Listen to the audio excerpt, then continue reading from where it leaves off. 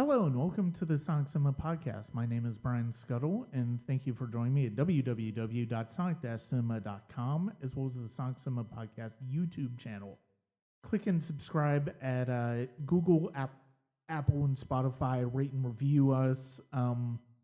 Everything helps. And also check out patreon.com/Sonic Cinema, where you'll find roundups on short films I see at the Sundance Film Festival, as well as upcoming Oscar coverage and more. That is at patreon.com/Sonic Cinema. One of the movies I was most interested in seeing going into the Sundance Film Festival was a Danish film called Speak No Evil. And the summary on IMDb goes as such. A Danish family visits a Dutch family they met on a holiday. What was supposed to be an idyllic weekend slowly starts unraveling as the Danes try to stay polite in the face of unpleasantness. This is the work of Christian Tafdrup, who wrote the script with his brother Mads, and it is a fascinating hybrid of satire, of dark comedy, of horror, and just thriller drama aspects thrown in. I've actually watched this movie twice now, both during the second screening at Sundance, and it's interesting to. I feel like I'm still kind of in the process of thinking out my thoughts with this movie. And part of the reason why I wanted to do this as a podcast, this review as a podcast as opposed to written, is because of the fact that I feel like that's kind of the best way that I've been able to really consider how I feel about this film and what I like about this film is through thinking about it, talking with other people about it, talking to myself about it, and it's really hard to come into a movie. It's really hard to talk about this movie without going into spoilers. And I had a chance to talk to Christian for the sake of after this movie. And as you'll listen in that, we really do dance around a lot of issues that go along in the film. And so I kind of felt like, you know what? Let's just make this a podcast episode. It's actually going to be on Shudder later in the year, so I might do a written review of it then. But for now, let's just keep it verbal. Let's keep it in my spoken voice. The first thing that really hits me in this movie is the score. It doesn't exactly, it's not like they completely ripped off The Shining or The Thing, but it gives off that same sense of unease, and that's one of the things that I really loved about it. And the music in general, the use of music in general is very Kubrickian, very much in the vein of The Thing. It's very much my shit. I absolutely love this soundtrack. It is terrific, and I really hope it becomes available because I loved it. This is a very slow burn movie, and one of the reasons that works so well is because of the fact that we're deliberately kept off balance in how we're supposed to feel about this Dutch family. And as you'll hear in my interview with Christian, there's a lot of thinking about the idea of communication, how communication fits into a relationship with your family, with other people, what type of communication is permissible versus what type might be crossing over a line. And one of the things that the film does so well, and there's an interesting thing that Daftrup does, and we talk about in the interview, so I'll leave it for that. But this is a film with multiple languages, and I think that really plays in beautifully to the idea of miscommunications and just keeping things to ourselves as opposed to telling the people who probably need to hear them the most. There are sequences in this movie that are just genuinely troubling.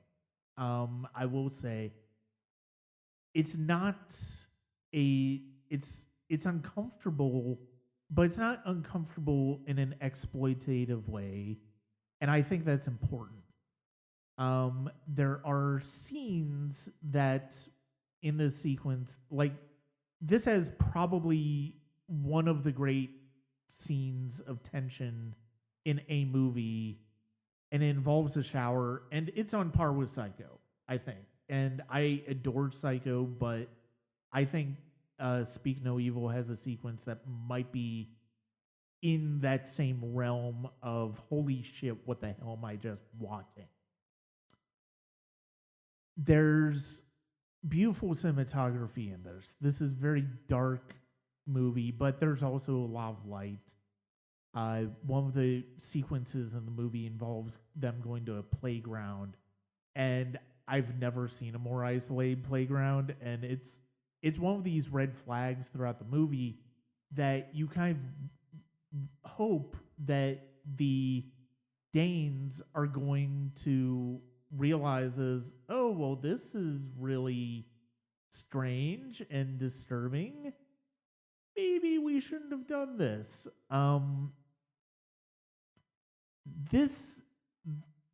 It's hard to talk about this movie without spoilers, like I said. It's part of the reason why I have a hard time writing a review for it. But it also is hard to come up with the way to say things in a way that I think will get them across. I think that's where my interview, that's why I wanted to pair this review, as opposed to just doing a quick take video. That's why I wanted to pair this review with my interview with Christian, because as you'll hear, I'm still kind of working out my process about thinking about this movie, and talking to him really helped in terms of thinking about things in a way that I didn't necessarily expect, but also hearing him talk about some of the things that I reacted to.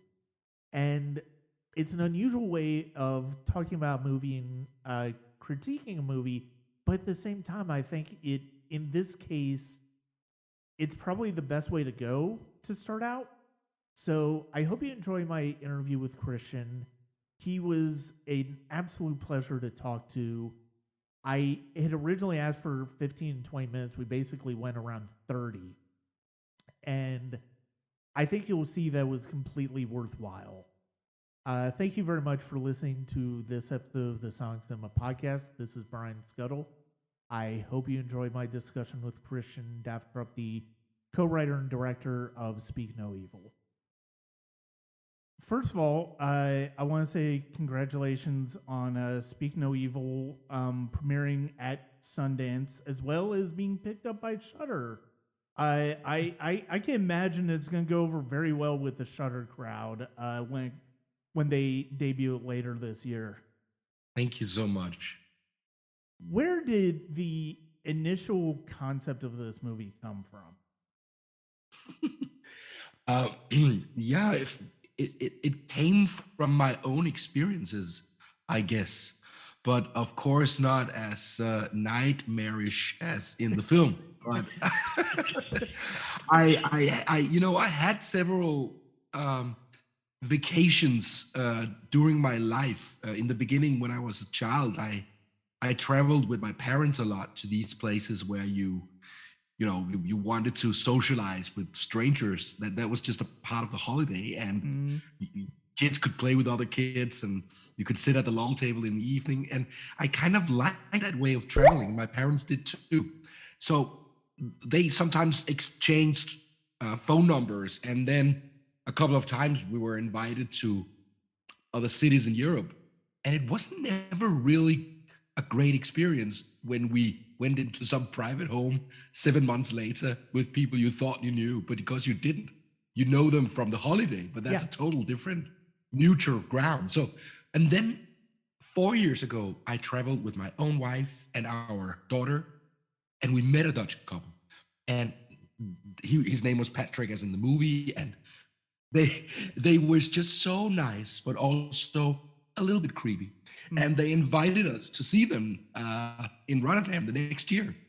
And when we got home and read their emails, we decided not to go. But then I just started to imagine what would have happened if we had gone there. Would it have been, awkward or funny, and then suddenly I just had these images that would be totally perfect for a horror movie. And then I called my brother, with whom I ride, and I told him about the idea. And then we just started to flesh it out, and immediately it became this weird mixture of satire and, funny small situations, but also very creepy and uncomfortable. And we decided to go all the way, that we should have an ending where, the worst thing would happen. So we started to write it, basically on my own experiences and also, of course, free imagination. So it has always been this combination of satire, humor, and something very freaky. Yeah. Oh, I think something very freaky is an understatement when it comes to this film. I've seen this movie twice now, and I'm still working my way through processing. I do know I really like it. I'm just like, how do I even begin to talk about this movie? Because obviously you can't. I feel bad going into spoilers, but I don't want to go into spoilers because how do you, I don't want to give anything away naturally, but also I'm not quite sure how exactly else to talk about this to a certain extent, because of the fact that so many of the situations that come up in this movie are so that our reaction to the situation is a huge part of how we react to the movie. And were there any films that you were thinking about as you guys were writing this movie? I mean, I very much thought about Hereditary, Midsommar, stuff like that, but it feels like that's kind of too easy to like pin that down when it comes to horror. Were there any movies that you guys had in mind with this? Not in the beginning. I think we naturally I have inspirations because I have I admire some directors through my life, and I'm a little bit influenced by them. You could mention Haneke, Buñuel, Lars von Trier, some of these big European auteurs. But as we were writing it, there were two things. It's actually true that we, parallel in writing it, we saw Get Out and we saw Hereditary. And even though I don't think this film is the same at all as these films, what I noticed there was the freedom you had to bend the genre. That it was so liberating that you could see a scary, funny movie that had both. It had characters, it had laughs, but it was also scary, and most important, they are about something. Especially Get Out. There's a statement about coming to society. There's satire. It deals with racism and all kind of social stuff, like a social horror, you could call it. So that became like a sign for me that I shouldn't be so worried, because when you choose to pick a genre, there's a lot of conventions, and the horror genre a lot. You've seen a lot of guilty pleasure horror movies that are just entertaining. But I really, really wanted to say something about human nature. And then of course we were, obviously thinking about a movie like Funny Games from the Austrian director Michael Haneke, also made as a remake in the States, where a normal family is terrorized by two freaks. But in that movie, the violence is there from the beginning, and it's like a hostage drama. And what I thought was funny here is that there are no locked doors or basement that are creepy or ropes. We don't even have any weapons. We have a scissor. I don't want to spoil too much, but what if we could write like a thriller where these main characters could drive away from this house anytime? Yeah. They have the car outside. They could do it, but they don't. They still stay until the brutal end that we should not spoil. So these were just, questions we asked each other, could you make like a very, very suspense-filled horror movie if you take a lot of these typical elements away and make it more psychological? And that was, of course, a challenge, but then we'd figure out this is what it is about. This is about people that are filled with manners, social behavior, want to be good guests, but these people they're visiting, they're testing them. They're trying to push their boundaries. They are not so nice as they remember them. They're really trying to play with them. But they're always in a dilemma, like, is it just me? Is it misunderstandings? And maybe we're just different. So there are always, social reasons to stay, even though I think they have these big inner alarms saying, get the hell out of there. So in a way, it is sort of kind of, get out, but in a total other way. Yeah. I just thought it was so exciting to bend or twist the cliches of horror a little bit. Yeah, a friend of mine and I have been going back and forth about the movie, and one of the things that we have been talking about is the fact that communication is, or lack thereof, communication is an important part of this movie. In the fact that, they brought up the fact that, there's the old adage that, if you can't say anything nice, don't say anything at all. And, one of the things that I've learned over my years is that, in theory that works, but at the same time, as you get older, as you get more experience with life, sometimes you do kind of have to say something. And yeah, the idea that this family is just too polite to say anything, even when some of these truly unnerving things are going on, is it almost defies logic, but at the same time, you kind of understand where they're coming from in not saying anything, because it's like, you've invited me to your home, which is great, and I'm glad that we did it, but at the same time, it's just not working.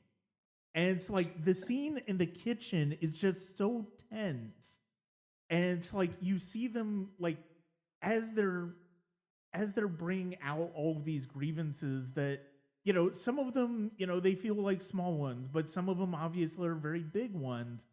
And communication is such an important part of this movie. And I just absolutely love it.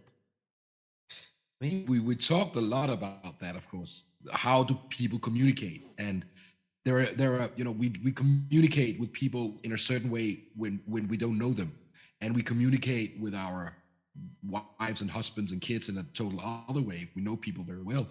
But what I love is this language of what you could call small talk, where you meet people for the first time, and also maybe the second and third time. And there is these rules of society that in small talk, when you meet people you don't know that well, that you should agree on anything. You can talk about the weather or the food or where you come from, but you want it to be nice. You don't want to break that rule and say, oh, I hate your country. I've never went to Holland. I just hate it. Or, that would be extremely impolite.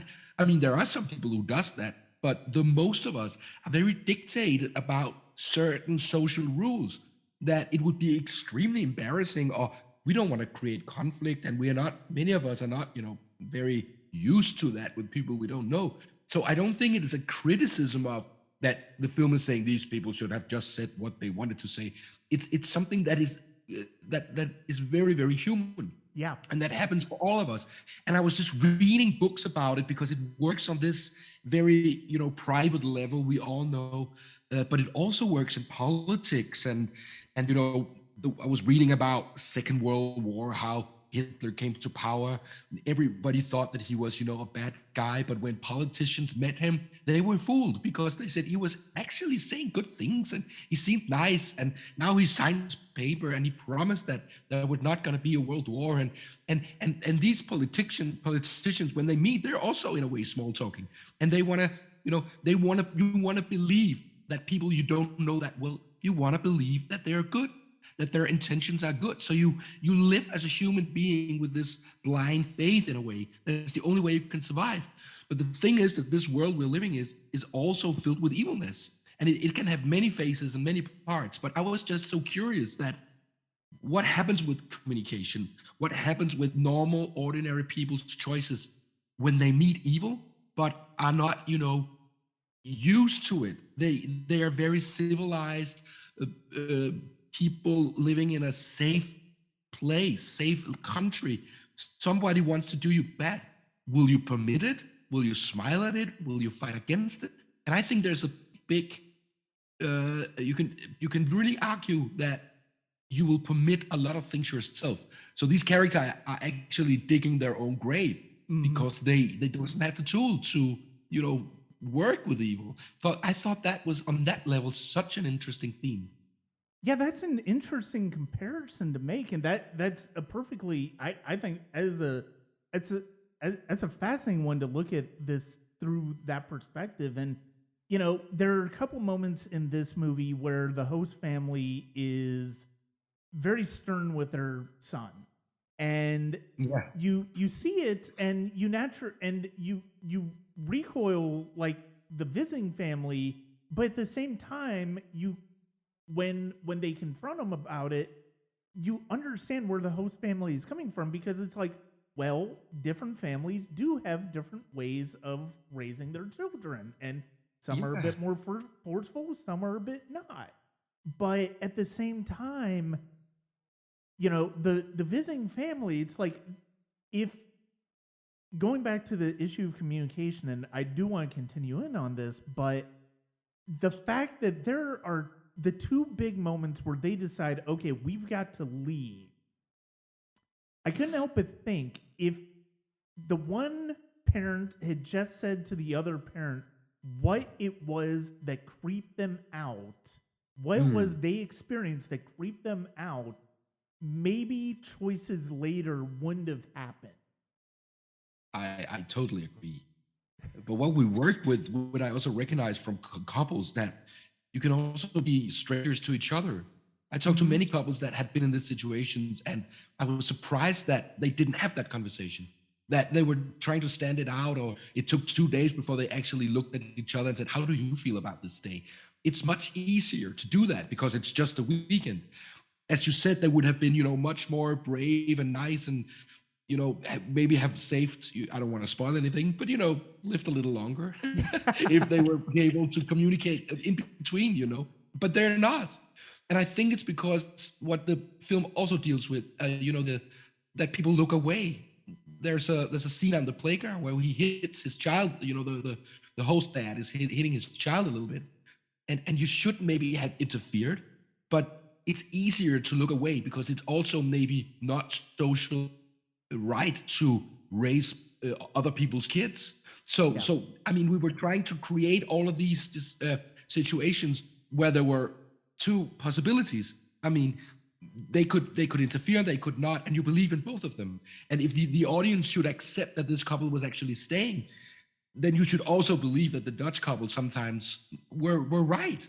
And exactly, you're talking about how to raise your kids. I mean, how is the right way? In Denmark, we're very normative, very nice. We want to talk to children as they are humans. We when they do lousy music, as in the film or theater, we're just clapping and say, you're wonderful. But you could also imagine a family that wanted your son to be a big dancer, and there was just, this is not good enough. If you want to have talent, you have to practice. Why are you ruining it? And, so it is, again, something about social norms that kind of makes you not act. So we were just thought that it should always be funny if the excuse would be the social norm, even though when we look at it, it seems really wrong in a way, but we understand why they don't do anything, because I think it's very human. We all know that feeling somehow or another. I think it's very relatable film, and even though it's a horror film, I wanted it to feel real. I really wanted the audience to be up there on the screen with these very ordinary Scandinavian people, because I think in that sense there lies the real horror. It's in the relations. It's in what you recognize. It's not in the supernatural powers or ghosts or axes or blood. I'm not a big fan of that. So I thought to make actually a realistic horror that was, of course, elevated because of the genre. Yeah. Yeah, And before we get off of the subject of communication, there is one thing that you do that's really interesting, and I don't really remember any other movies that have really done it, and I think it works so beautifully here. English is the common language between these two families, but when they speak within the respective families, they're speaking their native language. When did that choice come into play for you as you were writing the movie? Very early, me and my brother, whom I wrote it with, we decided in the beginning how fun it would be to write a movie in a language that are not our first language. Of course, we speak English, but we speak broken. We have mistakes. We don't talk English at home. You know, I'm Danish. I speak Danish, and we thought the sound of this very touristy way of speaking English with a lot of flaws and all that could be just a fun way to do an English movie, because there are a lot of foreign directors coming to America, and then they have to do their American film, and everything is in the native language. But the idea of communicate in a language that are not your first language, where you also have to, like we do now, I also have to think and search a little bit more, all that. But that was just so it became very liberated to write that. We were actually writing the lines in English, and we left them with mistakes and it gave me such a freedom because it's not my first language. And then you could also, as you said, you could shift. So the Dutch could speak Dutch and the Danes will not understand it. And most people in the world, except the Dutch, of course, will not understand it. We chose not to subtitle it because, again, that feels extremely, rude, and you get isolated. Are they talking about me? So it was kind of reflecting the theme as well. So we could kind of shift between three languages. And because the film is about communication, it just felt so right. And a new way of, creating a film in another language. We had a lot of fun with that. Yeah. This is the movie when it does shift into horror elements. I love the fact that it's a very subtle shift. I love that this movie is very much a slow burn, and I mean, even something like the playground they go to is incredibly isolated. Like, how do you even find that playground? It's like, I don't even understand how you know that playground exists. Like, nobody is around. It is so freaky. But then you have something, and I have to say that there's one scene in the shower that is as tense as just unnerving in what it does and how it does it as any scene I've ever seen in a horror movie. The suspense of that, because you're not quite sure what to expect. They're not quite sure what to expect. And what we get is arguably more troubling because of the fact that it ends up being very matter of fact. And that was one of those scenes where it's like, you just, even more than if it like erupted into violence, it just creates this unease, and it's the way that you build upon different situations to show the family that this is not right. There's something not quite right going on here. Yeah. Was there ever temptation to reveal just how sinister things were going to get earlier?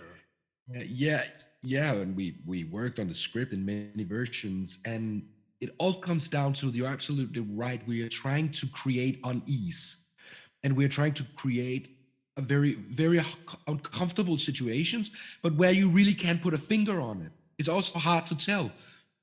Take the shower.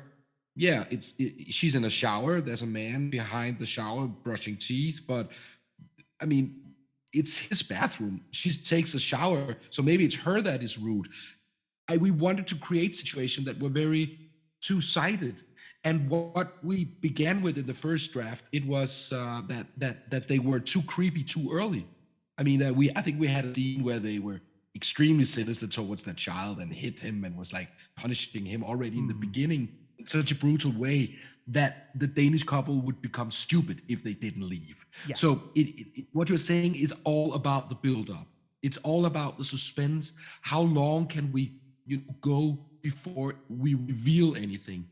And because I'm not a big, huge horror fan in that sense that, I like the first part of a horror film always because it's more in your expectations.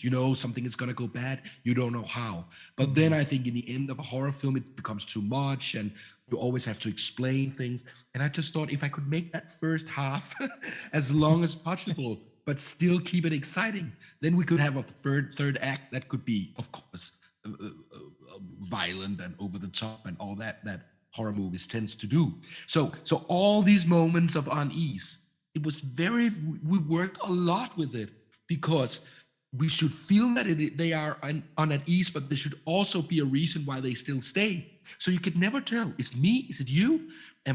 Is it me? I'm rude, I'm taking a shower, or is he a little bit too close with that toothbrush? So that was all of the fun part of writing it, but also very difficult because it should be so subtle. Yeah. Oh yeah, I can imagine because of the fact that it's like, and I didn't necessarily, and you bring up an excellent point about the different perspectives. That's something I didn't necessarily even think about, but you're absolutely right. And even in later situations like that comes into play. Like the first time that they're inspired to just get out of Dodge, but they end up having to come back is because of the fact that they make a choice that probably was not the right one in that particular case. Did they necessarily know?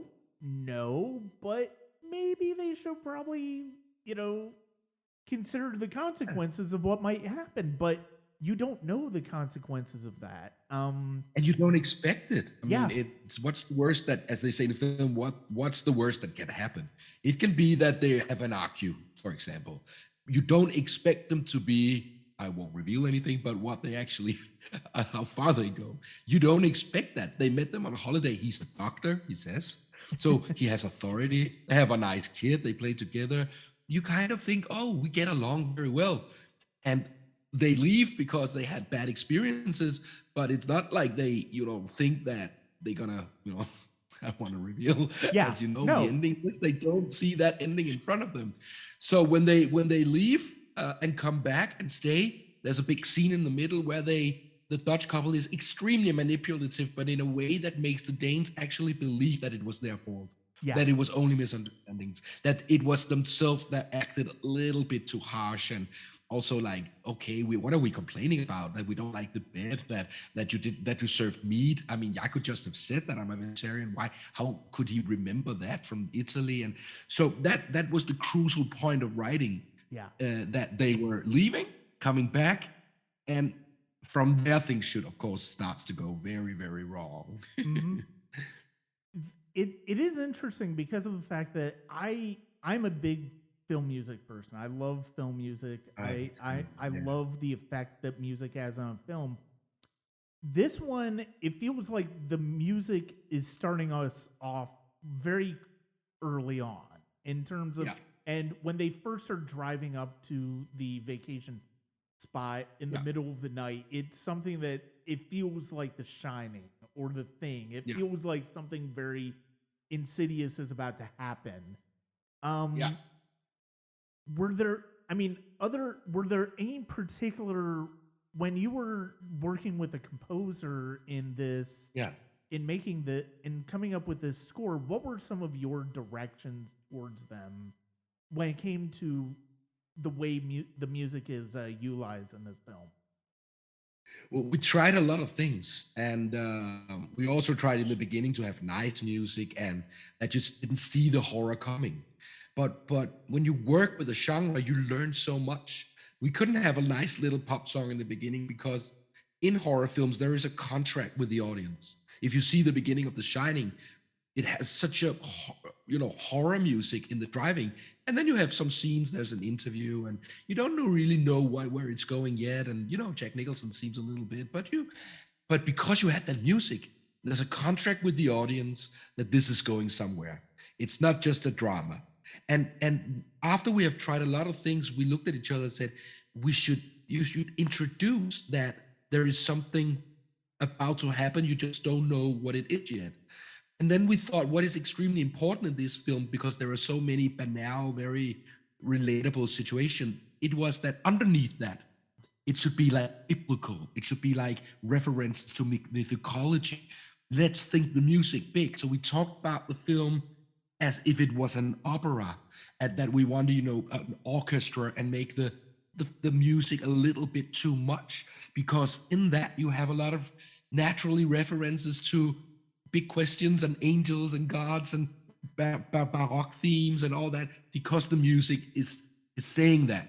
And the situations didn't say that. That is, people on holiday drinking wine and all that. So you have to not think the same thing.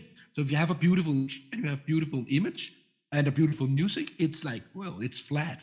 So we tried with this music also to make the film more elevated.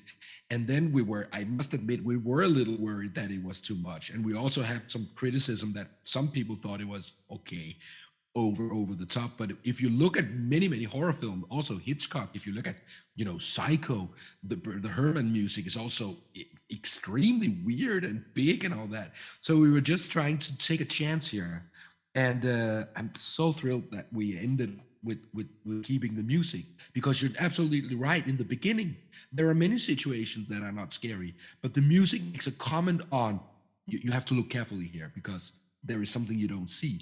And that's elements in a film. When you work on films, you try a lot of things, and in the end, it just feels right. That's why we kept it. Oh, it was a fantastic choice. I mean, just the way music is used, and the fact that music plays such an important part in the way that the cracks start to show between these two couples, and like the scene in the car. And you get that tension, like the scene in the bar, which I think is actually kind of, that scene is in particular is kind of hilarious, because of the fact that they make it seem like, oh, you have to go to this place, it's great. It's like, I mean, it's just like a regular bar. What are you even talking about? And then and then they twist things a little bit more, and I'm trying to avoid spoilers as much as possible. It's I think that's one of the things about talking about this movie. It's hard to, because of the fact that so many of these instances are so essential to how the movie eventually builds to its climax.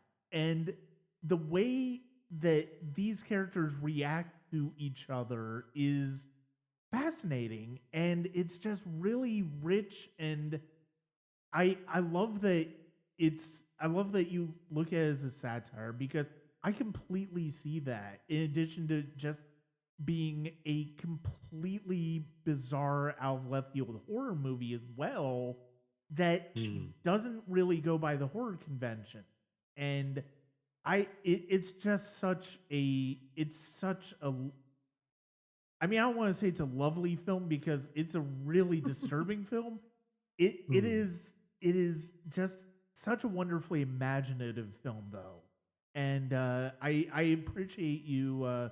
I appreciate you bringing it to Sundance, and I can't wait for people to start to see it when it comes out on Shudder, because that's gonna be crazy. Oh, thank you. I appreciate it. It's, of course, looking forward to that. But yeah, you're right. I mean, there are many hilarious moments, but I think that horror and satire goes along very, very well. Life is also dark, but it's also funny. It's not so divided as we used to in films. And if you can take, elements that you think doesn't go along, like light and darkness, and combine it, then I think you have something that is very true. Mm. And we could, because it is, as you say, a dark tale. It is a fable or an adventure more than it's like a realistic story of, kitchen sink realism. It has this elevated feeling to it. But if we know that, then we can leave room for something that is very satirical and very human. It's also why we laugh is because it's recognizable. It's something we've tried. Well, someone invite us for a dinner. We think it's on them, but then we're like, should we dare? And then the host says, no, no, you gotta pay. And maybe that's okay because we also had free food and we don't pay for the stay. So there's again this, is it just me? Yeah. But if you know you're seeing a dark tale, if you know it's going somewhere bad, you should leave room for funny moments. Because it's so human and recognizable. Life is like that. And then I come from a world where I'm writing a lot like that, satire and comedy, and I have an open source to that. And the experiment for me was to work in horror with these more satirical ideas, and it has been just such a joy. And I would love to do it again. Well, Christian, thank you very much for your time today. It was Thank such a pleasure to talk to you about it, and it really made me help appreciate the film a bit more than I already did. So thank you very Okay, much for your time today. you're welcome. It was such a pleasure. Okay, thank you very much, and I hope you have a good rest of the day. Yeah, and you too. Okay, thanks Okay, so much. mhm, Bye. bye. That's going to do it for this episode of the Sonic Cinema podcast. It's funny. I was originally not going to do a podcast episode for Sundance before my usual wrap up, but with this movie and the way I've been thinking about it, the way it's been going around my brain, and then talking to Christian about it for longer than I usually talk to filmmakers when it comes to this type of PR. I decided to go a bit longer and to include my review in with it, or at least my thoughts. I still don't feel like I've kind of reviewed the movie because it's hard to know what to say about this movie other than the fact that it's really stuck in my brain and probably in some of the best ways that I could imagine. So thank you very much for listening to this episode of the Sonic Cinema podcast. And instead of my usual outgoing music, I decided to go with something a little bit more sinister. And I hope you appreciate it.